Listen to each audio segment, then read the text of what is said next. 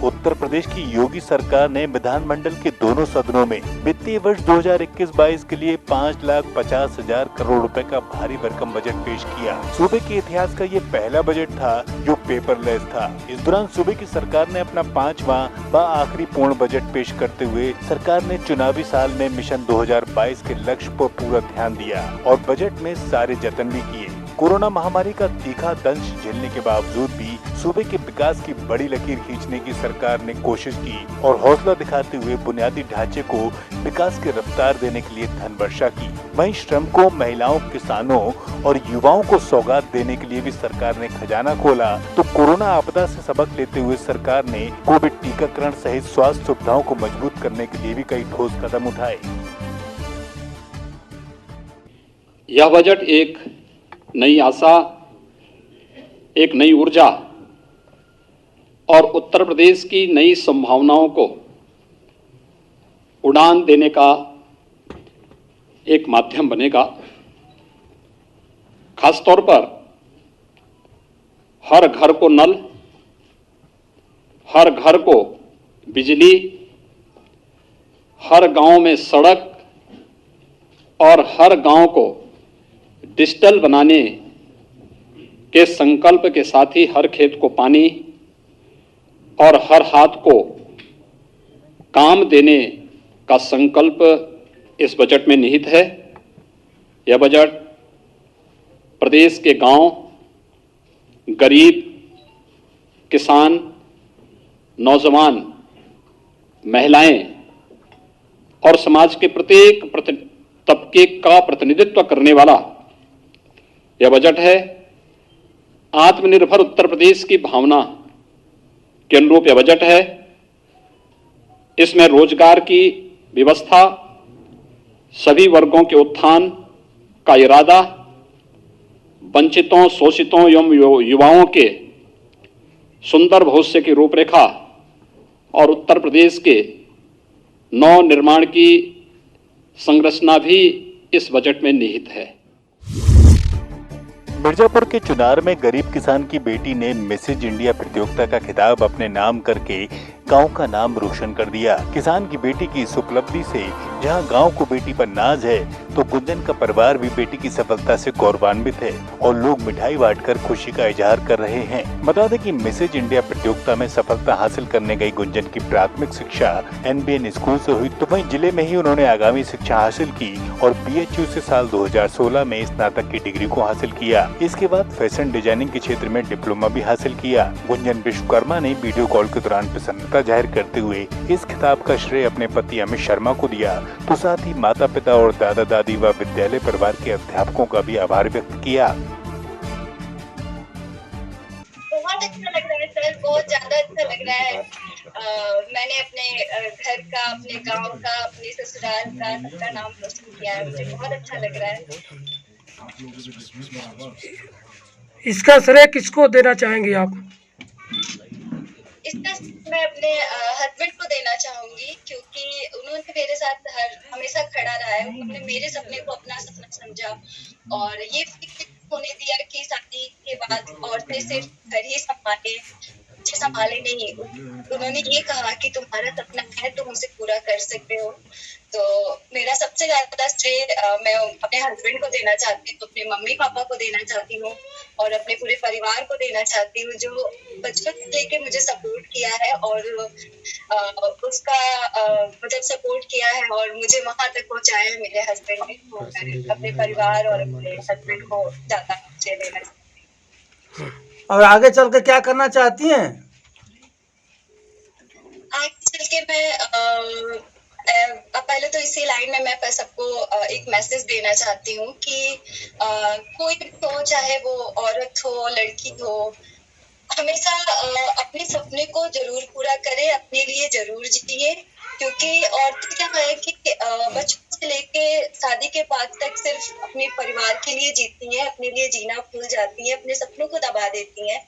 तो थोड़ा सा टाइम अपने लिए निकाले। तो मैं उनको इंस्पायर करना चाहती हूँ कि वो अपने लिए जरूर कुछ करें और मैं मेरा जो लाइन है, मैं एक्ट्रेस बनना चाहती हूँ, तो मैं वो करूँगी।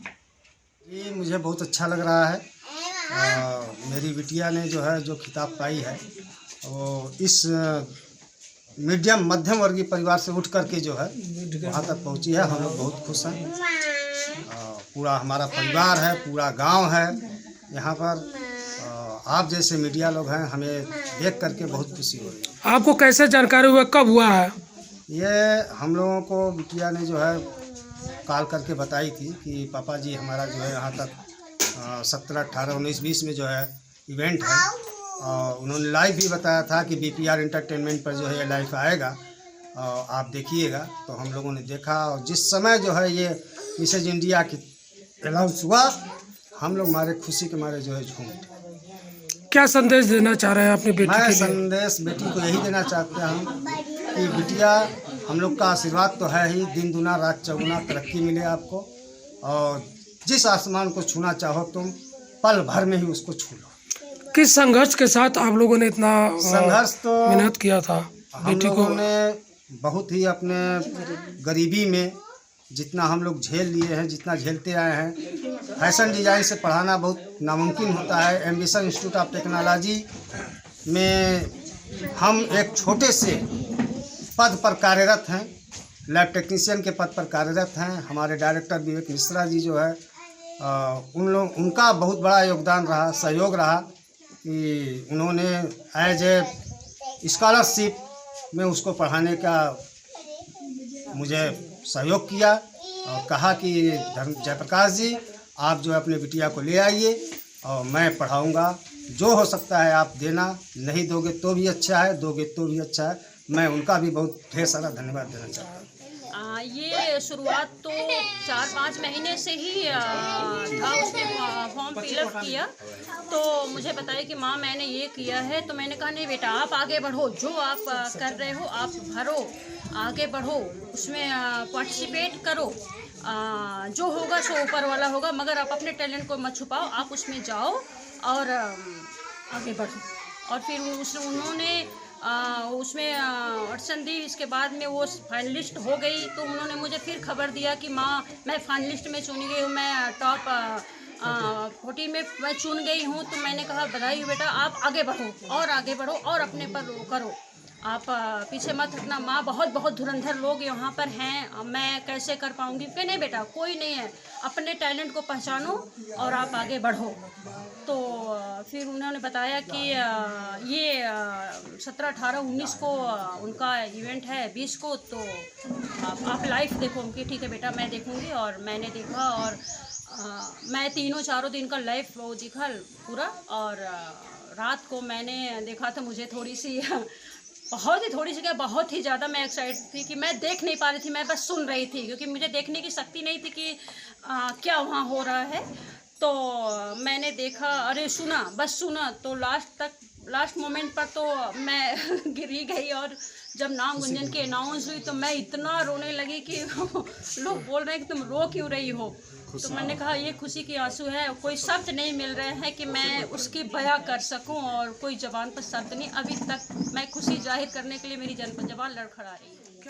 हमें इस समय इस तरह लग रहा है कि जैसे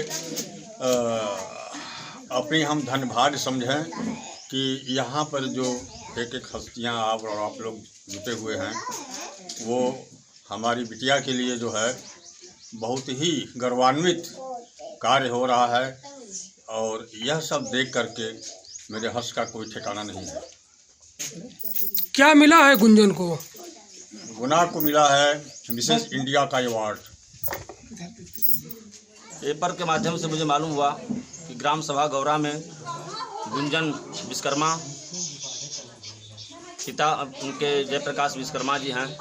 मालूम हुआ कि वो मिसेज इंडिया बनी हैं और मुझे निर्देश मिला माननीय सांसद जी के द्वारा कि मैं तो नहीं पहुंच पा रही हूं, क्योंकि मेरा क्षेत्र है, तो आप वहां पहुंचे और परिवार के साथ खुशियां मनाने का अवसर प्राप्त हुआ है।